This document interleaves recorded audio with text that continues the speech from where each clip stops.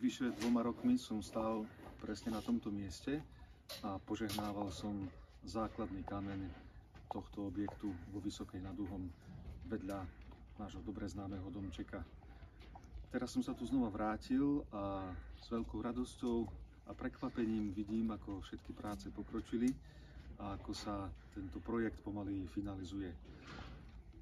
Rád by som poďakoval samozrejme predovšetkým otcovi Pavlovi a všetkým jeho spolupracovníkom tu vo Vysokej nad Uhom, ale všetkým dobrovoľníkom a všetkým tým, ktorí akýmkoľvek spôsobom pomáhali, dobrodenci, tí viditeľní aj tí neviditeľní, aj tí, ktorí sa svojimi modlitbami pričinili o to, že tento projekt môže takto pokračovať ďalej.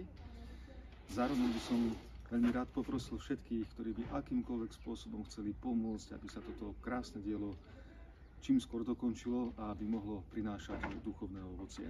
Veľmi sa teším, že sa tu znova počasie určite vrátim, keď už tento dom bude otvorený pre mladých a bude fungovať. Modlím sa za všetkých, ktorí tu pracujú, ktorí tu pomáhajú a vyprosujem všetkým Božie požehnanie a zároveň znova požehnávam toto dielo.